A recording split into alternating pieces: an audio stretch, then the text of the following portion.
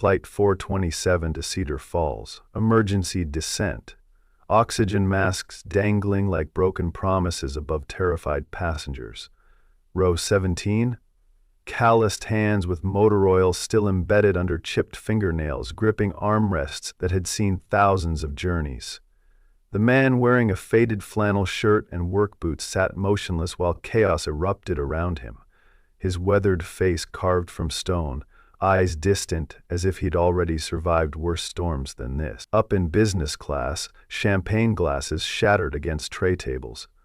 Behind him, a child sobbed for her mother, yet he remained perfectly still, breathing steady, as if mechanical turbulence was nothing compared to the wreckage life had already thrown his way. Then, cutting through screams and prayers, a woman's voice from first class pierced the mayhem. "My God, is that Mike Thompson?" The Boeing 737 touched down hard on Cedar Falls Regional Airport's single runway, engines screaming in reverse thrust as emergency vehicles raced alongside the aircraft. Mike Thompson unbuckled his seatbelt with the same methodical precision he used when dismantling transmissions at Murphy's Auto Repair. No wasted motion, no unnecessary drama. Around him, passengers hugged loved ones and wiped away tears of relief. But Mike simply reached for his worn leather duffel bag from the overhead compartment.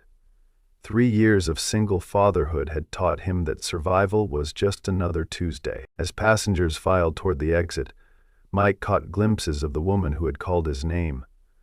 Catherine Sterling moved through the crowd like she owned the air itself. Charcoal blazer pressed to perfection, platinum hair pulled back in a style that probably cost more than his monthly rent. She was everything Cedar Falls wasn't. Polished, expensive, untouchable. When their eyes met, for a brief second, something flickered across her face.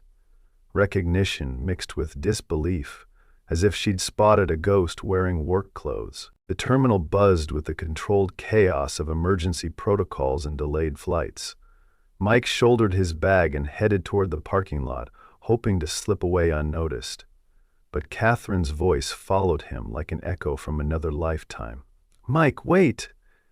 He stopped walking but didn't turn around, his jaw tightening imperceptibly. Some conversations were 3 years too late. She approached him slowly, her heels clicking against the polished floor with the rhythm of expensive confidence. Up close, Mike could see the tiny lines around her eyes that hadn't been there before, the way her fingers worried the edge of her Hermes bag. "You look," she started, then seemed to reconsider her words. "Different." Mike finally turned to face her, and for a moment neither spoke. The distance between them felt like more than just 3 feet of airport terminal. It was the space between 2 entirely different worlds. 3 years changes a lot," Mike replied, his voice carrying the rough edges of honest work and sleepless nights. He glanced at his watch, a battered Timex that had belonged to his father. "I need to get home. Emma's expecting me." Catherine's eyebrows lifted slightly at the mention of his daughter, as if she'd forgotten that life existed beyond quarterly reports and board meetings. But she said nothing as Mike walked away, leaving her standing alone among strangers who would never know they'd just witnessed the reunion of 2 people who had once built empires together. The next morning arrived gray and cold, typical for late October in Iowa. Mike's alarm hadn't sounded yet when he heard the telltale sputter of an expensive engine refusing to cooperate with Midwest weather. Through his kitchen window, he watched a sleek black Mercedes coupe roll to a stop in front of Murphy's Auto Repair, white smoke drifting from under its hood like surrender. The driver stepped out, and Mike's coffee mug paused halfway to his lips. Catherine Sterling had found him again. Murphy's garage sat on the edge of downtown Cedar Falls like a monument to simpler times. Brick walls darkened by decades of honest smoke, hand-painted signs advertising services that big city folks had forgotten existed. Mike arrived 10 minutes early, as was his habit, and found Catherine standing beside her disabled vehicle with the particular expression of someone accustomed to problems that money could solve. This wasn't one of those problems. "Car trouble?" Mike asked, approaching with the easy confidence of a man in his element. Catherine turned, and for a moment her corporate composure slipped. She looked almost relieved to see him, though she quickly masked it with professional courtesy. "The engine just started smoking. I was hoping someone here might take a look." Mike nodded toward the service bay, gesturing for her to follow. No mention of yesterday's encounter, no acknowledgement of shared history, just the simple transaction of customer and mechanic. Under the hood, the problem revealed itself immediately. A blown radiator hose, probably stressed by the dramatic temperature change from Chicago's urban heat island to Iowa's autumn chill. Mike's hands moved with practiced efficiency, diagnosing and explaining the issue while Catherine watched with curious intensity. She seemed fascinated by the way he worked, methodical, confident, completely absorbed in the task at hand. This was a side of Mike Thompson she'd never seen in boardrooms and strategy sessions. "It'll take about an hour," Mike said, wiping his hands on a red shop rag. "There's a diner across the street if you want to wait somewhere more comfortable." Catherine glanced around the garage, at the vintage car calendars, the coffee pot that looked older than some of the vehicles they serviced, the easy camaraderie between Mike and Murphy. "Actually," she said, "I think I'll stay here, if that's all right." Mike shrugged and returned to work, but Catherine caught the slight smile that tugged at the corner of his mouth. Some things apparently never changed. That afternoon, Mike sat in the familiar chaos of Emma's third-grade classroom, surrounded by miniature desks and colorful artwork that proclaimed the unbridled optimism of 8-year-olds. Parent-teacher conferences were sacred time in his carefully managed schedule, the 2 hours every month when the outside world had to wait while he focused entirely on his daughter's universe. Mrs. Rodriguez, Emma's teacher, spread out examples of Emma's work with the pride of someone who genuinely loved her job. "Emma's doing exceptionally well in math and reading," Mrs. Rodriguez explained, pointing to test scores that made Mike's chest swell with quiet pride. "But I'm particularly impressed with her creativity. Her latest assignment about personal heroes was quite remarkable." She pulled out a construction paper booklet titled "My Hero" in Emma's careful cursive, illustrated with crayon drawings of a man in work clothes fixing cars. The essay inside read, "My daddy is my hero because he fixes broken things and makes them work again. He fixes cars, and he fixed our family when it was broken too." Mike's throat tightened as he read his daughter's words. 3 years ago, when Sarah's funeral had left him drowning in grief and single parenthood, he'd wondered if he was making the right choices. Corporate salary versus honest work, Chicago penthouse versus small-town stability, the endless pressure of executive life versus being present for every scraped knee and bedtime story. Emma's simple words confirmed what his heart had known all along. Some things were more valuable than stock options. As he walked toward the parking lot, Mike noticed a familiar figure standing near the school's main entrance. Catherine Sterling stood beside a black rental car, studying the brick building with the same analytical expression she'd once reserved for market research reports. She seemed out of place among the minivans and SUVs of Cedar Falls families, yet something about her posture suggested she wasn't entirely uncomfortable. When she spotted Mike, she offered a tentative wave that felt both professional and personal. "Coincidence?"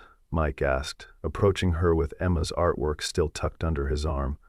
Catherine's smile held a complexity he couldn't quite read. "Not exactly. I'm in town on business and I remembered you mentioning parent-teacher conferences. I was curious about—" She gestured toward the school, then seemed to reconsider her words. "About how different your life is now." The admission hung between them like a question neither was quite ready to answer. Cedar Falls Diner occupied the corner of Main and 2nd with the stubborn permanence of small-town institutions. red vinyl booths, black and white checkered floors, and a coffee pot that never went empty. It was the kind of place where strangers became neighbors and neighbors became family. Mike found himself sitting across from Catherine in a back booth, 2 cups of coffee growing cold between them while conversations swirled around topics they'd both been avoiding. "You look happy," Catherine said finally, her fingers tracing patterns on the Formica tabletop. "I mean genuinely happy, not the kind of happiness you fake for board presentations." Mike studied her face, noting the exhaustion behind her perfectly applied makeup, the way her shoulders carried tension like armor. "And you look tired," he replied gently. "The kind of tired the sleep doesn't fix." Catherine's laugh held no humor. 3 years as CEO will do that to you, especially when you inherit a company that's bleeding money and expects miracles. The conversation drifted toward safer territory.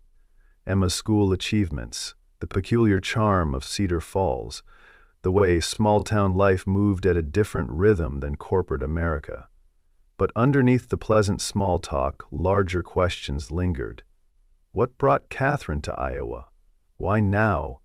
And why did her presence stir up feelings Mike thought he'd buried alongside his former life? As Catherine excused herself to take a phone call, Mike watched her step outside into the fading afternoon light, her voice carrying the authoritative tone he remembered from strategy meetings. Some people changed geography, but geography didn't always change people. When Catherine returned to the table, her expression had shifted from casual conversation to business mode. "I should probably be honest about why I'm here," she said, settling back into the booth with visible reluctance. "Sterling Industries is conducting a comprehensive review of our regional operations. The Cedar Falls manufacturing facility is part of that review." Mike's coffee cup froze halfway to his lips. The factory employed nearly 200 people, fathers and mothers, high school graduates and community college students, folks who'd worked the same jobs their parents had worked before them. "Review," Mike repeated, the word tasting bitter in his mouth. "That's corporate speak for closing, isn't it?" Catherine's silence answered his question more eloquently than words. Around them, the diner's familiar sounds continued. Silverware clinking against plates, quiet conversations, the hiss of the grill, but Mike felt as though the temperature had dropped 10 degrees. This wasn't coincidence or nostalgia that had brought Catherine to Cedar Falls. This was business, and business in Catherine's world rarely had happy endings for small towns. That evening, Mike stood in his small garage workshop, surrounded by projects that most people would call junk. Discarded car parts, twisted metal scraps, tools inherited from his father, the detritus of a life spent fixing things other people had given up on. But in Mike's hands, these forgotten pieces became something else entirely. Tonight he worked on a sculpture crafted from transmission gears and brake rotors, his welding torch painting shadows on the walls as sparks danced like fireflies in the darkness. The piece was taking shape, something abstract yet familiar, like hope built from wreckage. Mike had discovered this passion by accident 2 years ago, when grief and insomnia had driven him to his workshop at 3 a.m. What started as mindless tinkering had evolved into something approaching art, though he'd never used that word aloud. Cedar Falls wasn't the kind of place where mechanics were called artists, and Mike wasn't the kind of man who needed fancy labels for things that brought him peace. A soft knock interrupted his concentration. Through the workshop's single window, Mike saw Catherine standing in his driveway, looking uncertain and slightly cold in her business attire. He set down his torch, removed his safety mask, and opened the side door. "It's late," he said, not unkindly, "and you're not exactly dressed for garage tours." Catherine stepped inside anyway, her eyes immediately drawn to the sculptures scattered throughout the space. Her expression shifted from polite interest to something approaching amazement. "Mike, these are—" She moved closer to examine a piece, crafted from chrome bumpers and headlight assemblies, her fingers hovering just above the polished metal surface. "These are incredible. How long have you been doing this?" Mike shrugged, suddenly self-conscious about the oil stains on his clothes and the rough condition of his hands. "Couple years. It's just a hobby.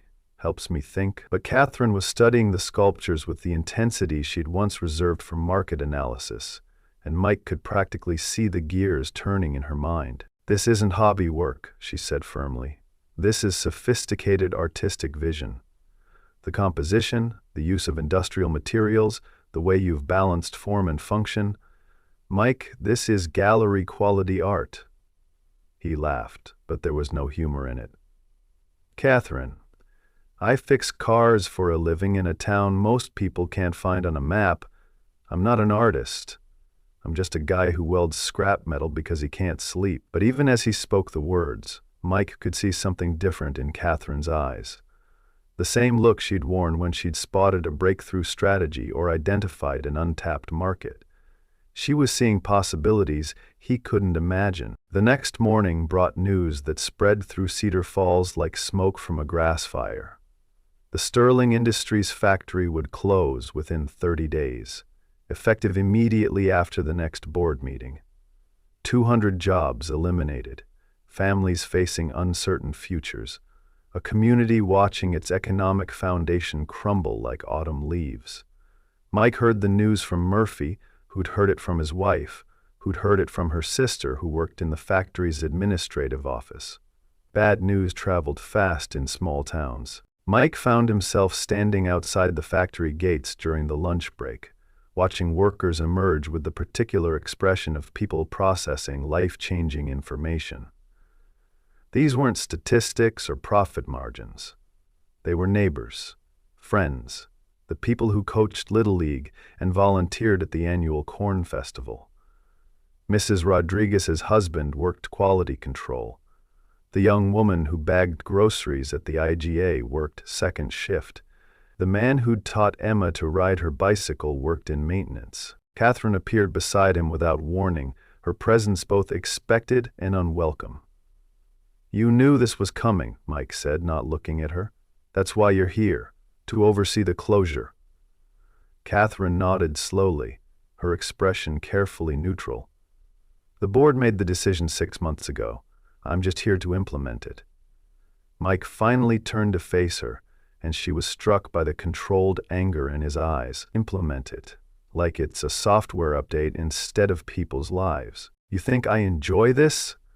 Catherine's voice carried an edge he hadn't heard in their previous conversations. "You think I wake up excited about destroying communities?" Mike's laugh was harsh. "I think you've forgotten what communities are. I think you see spreadsheets instead of people." The accusation hung between them like a challenge. Catherine's jaw tightened, but she didn't respond immediately. Around them, factory workers drifted back toward the building, their conversations subdued, their movements heavy with uncertainty. "Come back to Chicago," Catherine said suddenly. "Help me find alternatives. You understand both sides of this, corporate strategy and community impact. Maybe we can figure out something that saves jobs and satisfies the board." Mike stared at her as if she'd suggested he sprout wings and fly. "I can't leave, Emma. I can't leave this life I've built." Catherine's expression softened slightly. "Then watch me destroy everything you care about here. Because that's what's going to happen, Mike. With or without your help." That evening, Mike sat on his front porch watching Emma chase fireflies in the gathering dusk, her laughter a counterpoint to the weight settling in his chest. The house was small but solid. 2 bedrooms, 1 bathroom, a kitchen that smelled like coffee and Saturday morning pancakes. It wasn't much by Chicago standards, but it was theirs. Safe, stable. Everything he'd wanted to give his daughter after losing everything else that mattered. "Daddy, why do you look sad?" Emma settled beside him on the porch swing, her small hand finding his. Mike pulled her closer, breathing in the scent of childhood, playground dirt and strawberry shampoo, and the particular sweetness of 8-year-old optimism. Just thinking about grown-up stuff, sweetheart. Nothing for you to worry about. But Emma was too perceptive for easy reassurance. Is it about the pretty lady? Mrs. Rodriguez says her husband might lose his job at the factory. Mike's chest tightened. Emma attended school with children whose parents faced uncertain futures, and kids had a way of absorbing adult anxieties even when adults tried to shield them. Sometimes, Mike said carefully, people have to make really hard decisions. And sometimes those decisions affect other people in ways we don't want. Emma considered this with the seriousness of someone much older. Like when you decided we should live here instead of the big city? Mike nodded, surprised by her insight. Exactly like that.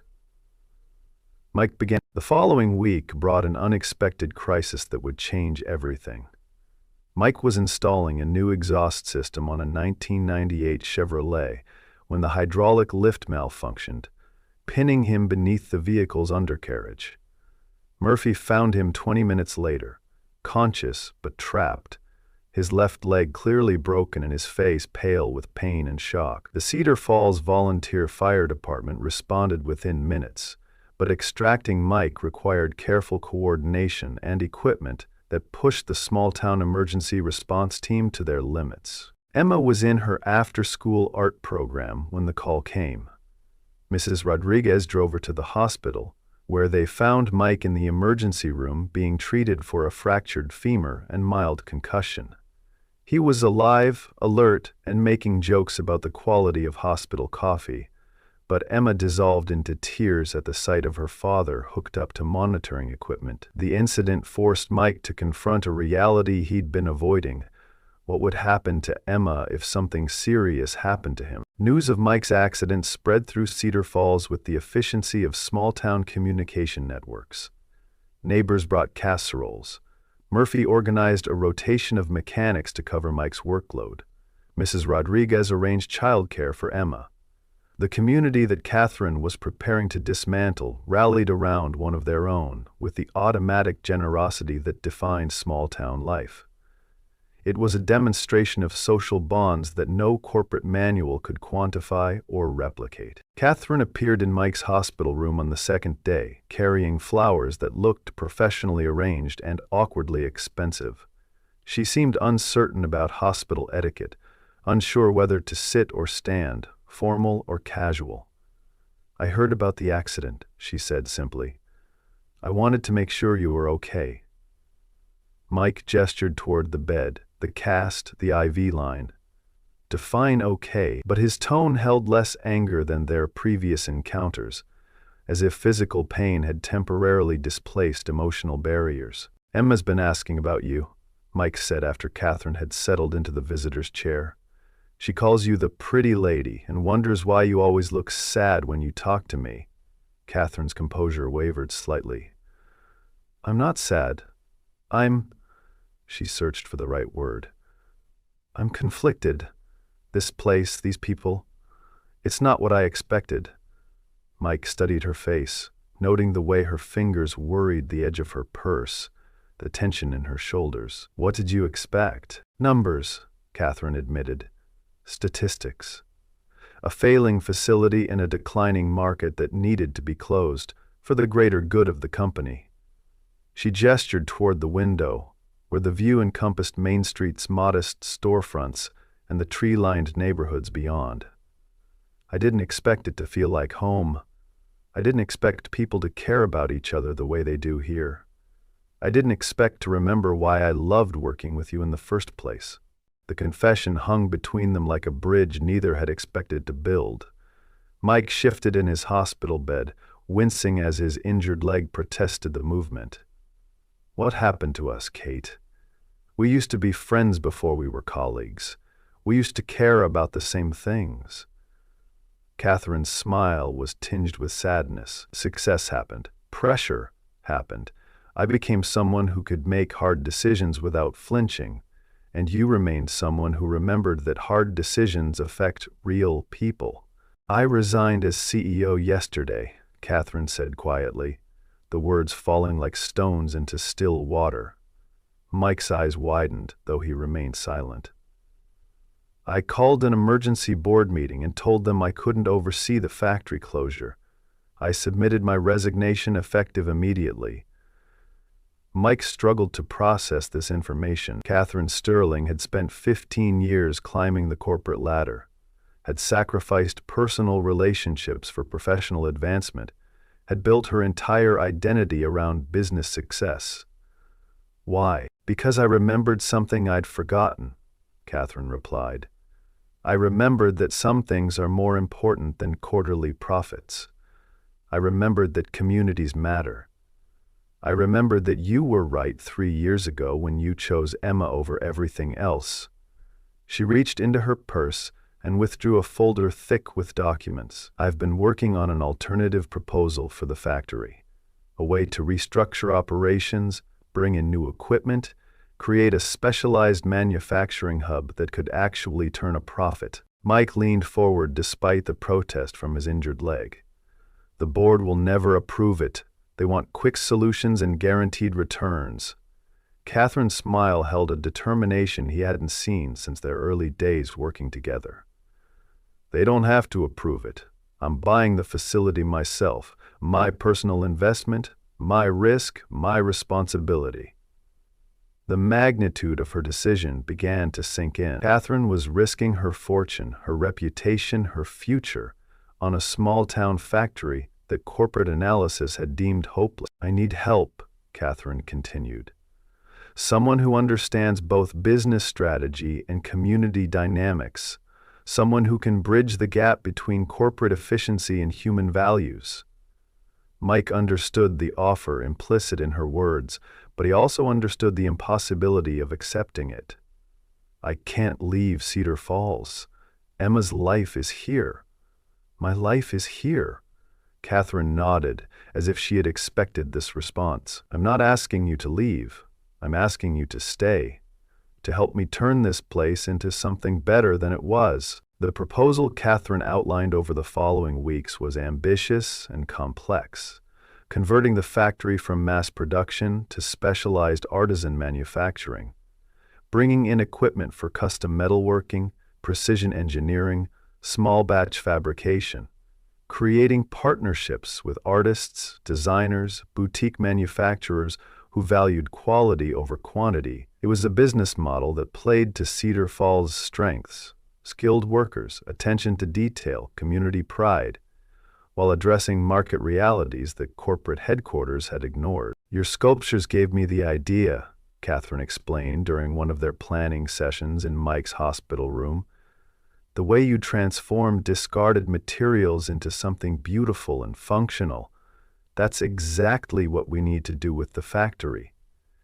Take something the corporate world considers worthless and turn it into something valuable. She'd brought photographs of Mike's work, along with market research on the growing demand for custom metalwork, architectural elements, artistic installations. The plan required significant investment: new equipment, worker retraining, marketing to entirely different customer bases.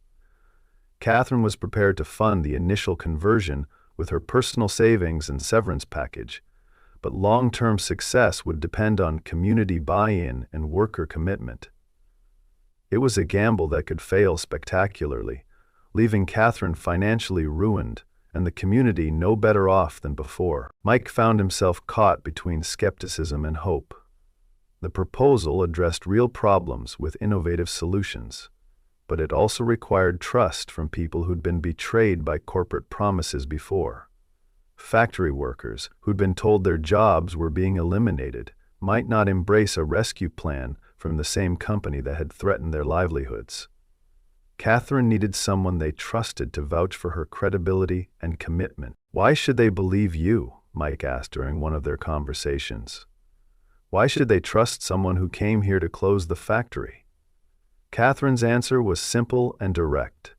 Because you'll be there with me. Because they trust you and you'll make sure I keep my promises. The weight of community responsibility settled on Mike's shoulders like a familiar burden. These were his neighbors, his friends, Emma's teachers and classmates' parents. Their futures were in his hands. The town meeting took place on a cold November evening in the Cedar Falls Community Center, a building that had hosted everything from high school graduations to funeral receptions over its 50-year history. Nearly the entire town showed up.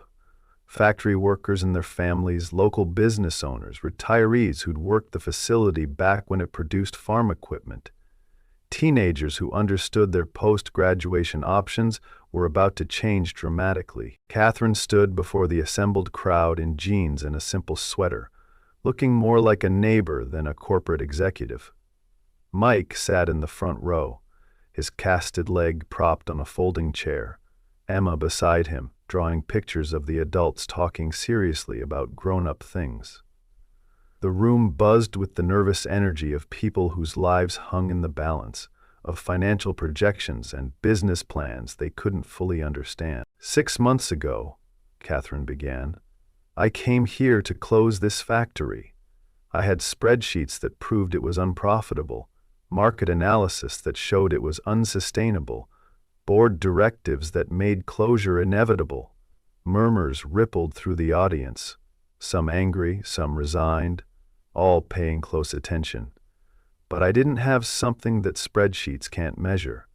I didn't have understanding of what this place means to all of you. Catherine outlined her proposal with the clarity and confidence that had made her a successful executive, but also with a warmth and sincerity that surprised even Mike. She acknowledged the risks, admitted the uncertainties, and promised only that she would invest everything she had in making the plan work. No guarantees, no corporate doublespeak, just honest commitment to an uncertain future that they would build together. The questions came rapidly and skeptically. How could they trust someone from Sterling Industries? What happened if the new business model failed? Who would really be in charge of daily operations? Catherine answered each question directly, and when she didn't know something, she admitted it.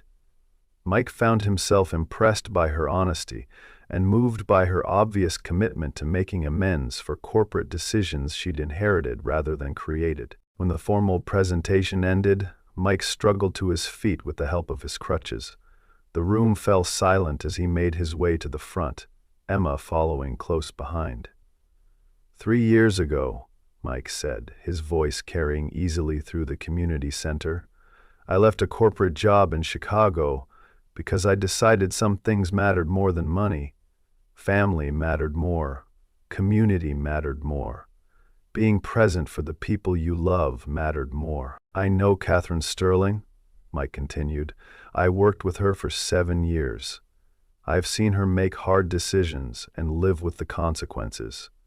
I've also seen her admit when she was wrong and work to make things right. He gestured toward Catherine, who stood listening with visible emotion. She's not perfect. This plan isn't guaranteed, but she's here, risking everything she has, because she believes this community is worth saving. The vote was closer than Catherine had hoped, but decisive enough to move forward. 63% of the factory workers agreed to participate in the retraining program. Local investors pledged additional funding. The city council approved tax incentives for the manufacturing conversion. It wasn't unanimous support, but it was enough to begin the transformation that would either revitalize Cedar Falls or serve as an expensive lesson in the limits of good intentions. Over the following months, the factory underwent a metamorphosis that mirrored the changes in Catherine herself. Obsolete assembly lines were replaced with precision equipment. Workers attended training sessions on custom fabrication, artistic metalworking, quality control for small batch production. Catherine rented a small apartment above the downtown bakery, trading her Chicago penthouse for a place where she could walk to work and know her neighbors' names. Mike's role evolved from skeptical advisor to operational partner. His artistic vision and community connections proved invaluable in bridging the gap between Catherine's business acumen and the workers' practical expertise. Together, they developed product lines that showcased both technical skill and creative innovation. Architectural elements for urban developers, custom sculptures for public spaces, precision components for specialized manufacturers. The transformation wasn't without setbacks. Equipment failures, training delays, customer acquisition challenges, and the constant pressure of financial sustainability tested everyone's commitment. Some workers left for more stable employment elsewhere. Some community members remained convinced that the whole enterprise was an elaborate corporate deception. But slowly, incrementally, the business began to succeed. Emma adapted to the changes in her father's life with the resilience of childhood, though she noticed that he smiled more often and seemed less tired when he came home from work. She also noticed that Catherine had become a regular presence at school events, community gatherings, and their kitchen table on Sunday mornings. The relationship between her father and Catherine remained undefined, not quite friends, not quite business partners, something more complex than either label could capture. 6 months after the factory reopening, Mike stood in the facility's main production area, watching Catherine explain a custom fabrication process to a group of visiting architects. She moved through the workspace with easy familiarity, her expensive suits replaced by practical clothing, her corporate polish tempered by genuine engagement with the work and workers around her. She had found something in Cedar Falls that Chicago had never offered, a sense of purpose that transcended profit margins. "She's happy here," Emma observed, joining Mike near the observation window. "Happier than when she first came." Mike nodded, surprised by his daughter's perceptive assessment. Catherine was happy, in a way that seemed both foreign and natural to someone who'd spent 15 years climbing corporate ladders. She had discovered that success could be measured in community stability, worker satisfaction, and the pride that came from creating something beautiful and lasting. The sculpture that had started this transformation, Mike's piece, crafted from airplane parts collected after the emergency landing, now stood in the factory's main lobby. A plaque beside it read simply, "From crisis to community." It served as a reminder that sometimes the most beautiful things emerged from the most broken places, that hope could be welded together from the wreckage of failed plans and shattered expectations. That evening, Mike found Catherine in her small apartment, hunched over financial projections and market research that never quite captured the full story of what they were building together. "You know," Mike said, settling into the chair across from her cluttered table, 3 years ago I thought I was running away from everything I'd built with you. Turns out, I was just taking a different path toward the same destination." Catherine looked up from her paperwork, her expression soft with the kind of exhaustion that came from meaningful work rather than corporate pressure. "I used to think success meant conquering markets and maximizing shareholder value," she replied. "Now I think it means knowing that what you're building will still matter after you're gone." She gestured toward the window, where the lights of Cedar Falls twinkled like stars in the Iowa darkness. "This place taught me the difference between profit and prosperity, between growth and progress." The conversation drifted toward shared memories and future plans, the comfortable rhythm of people who'd learned to trust each other again. No romantic declarations, no dramatic revelations, just the quiet satisfaction of work worth doing and community worth preserving. Outside, Cedar Falls settled into another peaceful evening, secure in the knowledge that tomorrow would bring challenges but also opportunities, problems but also solutions, the endless cycle of small-town life that continued, regardless of corporate strategies or economic pressures. A year later, the Cedar Falls Artisan Manufacturing Cooperative employed 230 people, 30 more than the original factory had supported in its final months. Orders came from across the Midwest, then from national customers who valued quality over quantity, craftsmanship over mass production.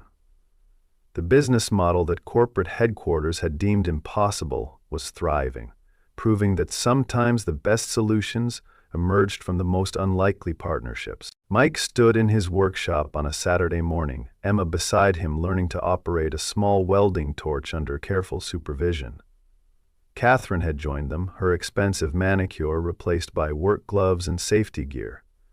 Together, they were creating a sculpture for the town square, a memorial to resilience, crafted from materials that represented Cedar Falls' industrial heritage and artistic future.